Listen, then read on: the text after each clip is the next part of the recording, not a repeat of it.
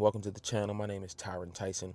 I'm the business golfer. On this channel, we talk business, golf strategy, and wealth management. And today I'm at Edge Golf Performance. It is a golf performance center here in Columbia, Maryland. Today I'm here because I recently got some new irons. And of course, when you add something new to your game or you just add something new to the equation, things just get all confused and jumbled up. And when I got new irons, my game completely fell to trash. And this was at a point where I've kind of been getting in a rhythm, getting better. This season, I shot my lowest round of 85. After shooting at 85, it's all been downhill, and we've just been in the low to mid 90s, sometimes high 90s, depending on the course. And I feel like a big issue with my game right now is understanding my yardages and my distances. I find that a lot of times when I'm putting myself in situations to score, I hit a good drive off the tee, and now I'm sitting in the fairway. It's either having a short iron or a wedge in, and I either end up flying the green too far or I end up coming up too short. And as you guys know in golf, when you come up short in most cases, you probably ended up in the bunker. So I was watching some content on Golf Digest, and it was talking about golf IQ and just how to not just know the game of golf and not just know how to get around the course, and knowing your exact yardages that you hit consistently at a quarter, half, and whole swing. Like, it gets really, really like specific and into detail. And that's what the professionals do. And I myself, I'm a very technical, detail-oriented person. And I got to know the numbers. So they say men lie, women lie, numbers don't. But when it comes down to golf, it's about knowing your game, knowing your swing, and then knowing your yardages and how far you hit the ball. But when it comes down to knowing your numbers, we got to get some technology involved. We got to see the data and the analytics and not just the guesstimations and assumptions. So come with me because I'm going to take you guys in here to see the facility. All right, we locked and loaded, shoes ready, bag ready. Let me show y'all.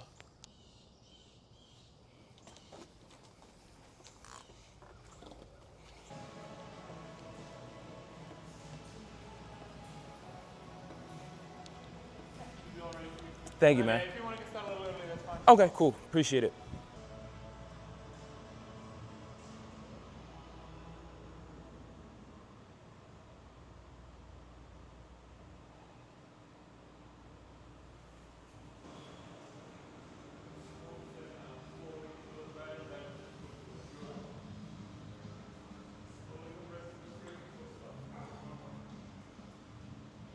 Edge is my home away from home. This is where I come to learn. This is where I come to practice and train. And pretty much this puts me into the environment that I'm the fake PGA Tour professional that I think I am. Shout out to my guy Paul. He's got a great, beautiful facility.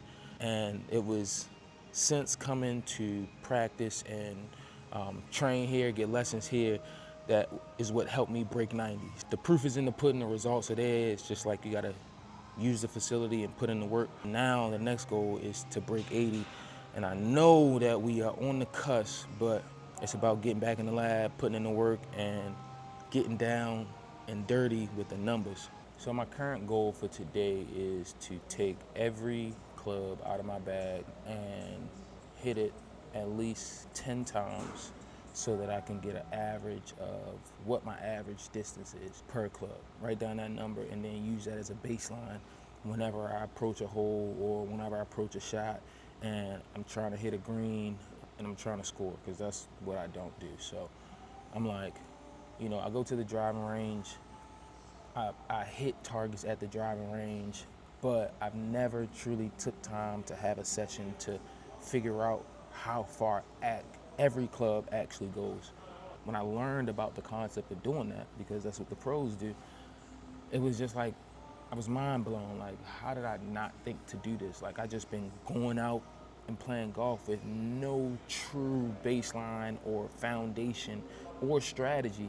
Because it's like, whatever strategy I'm coming up with along the way, what am I basing it off of? So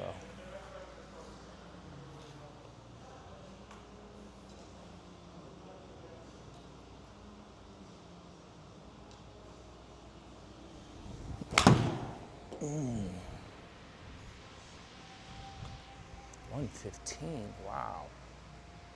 I never got that much out of my wedges. Now, don't mind the ball flight, but now you see what it actually is that you do. Then over here, record, show you your swing. Down here, you get all the yardages. And of course, this is just another screen that you're able to see up here. Let me try to slow it down.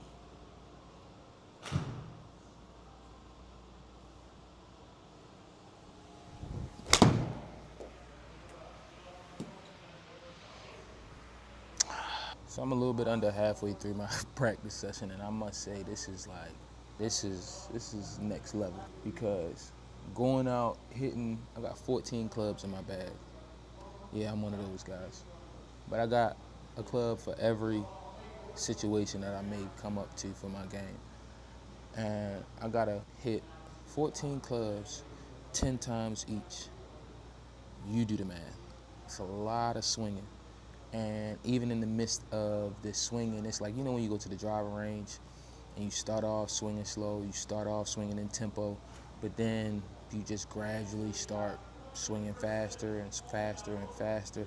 But real progress and growth in this game does not come or happen overnight, and it doesn't come from just constantly swinging out of your shoes, constantly just hitting balls repetitively. And no matter how fast you swing it, no matter how hard you swing it, it's about getting that club head, the face of that club, to hit the ball at the center.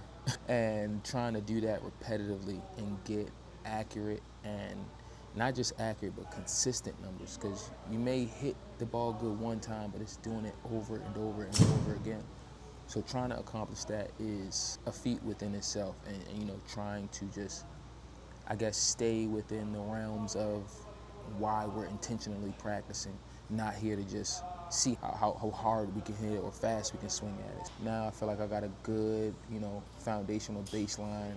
Like, I mean, I was way off, like even with my wedges, you know what I'm saying? So this makes me more confident when I get back out on the course, and try to go low.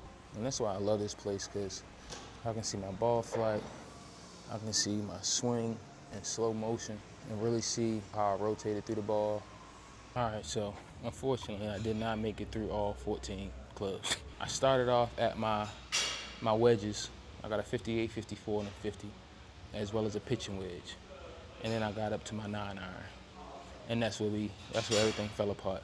I got up to my pitching wedge and ended up hitting it 40 times, damn near. I had to delete some.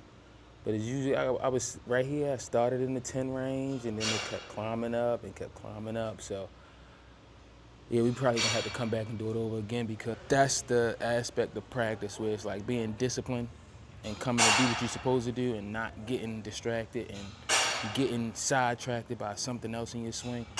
And I feel like for me, what happened was, midway through my practice, I started to think about swing thoughts. And then when I started to think about swing thoughts, my swing started to change, the ball flight started to change, and then I'm trying to change it back. I'm not gonna say it was a failure, it was a successful practice session. But all right, so that wraps up today's practice session. Do I feel good about it? Yeah. Do I feel bad about it? Yeah. Why? Because I just don't feel like I got enough out that I need to get today.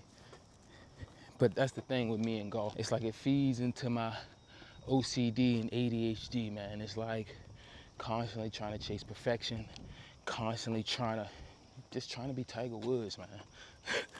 That guy was just great, man. You see his stats and stuff, and it's just like, what am I playing this game for? I'll never be him. Or I'm going to spend a lifetime trying to get like him. So look, hopefully y'all enjoyed this video. I'm gonna do my best to get as much out as I can. But if you did enjoy, make sure you like, comment, subscribe for more, and just keep tuning in.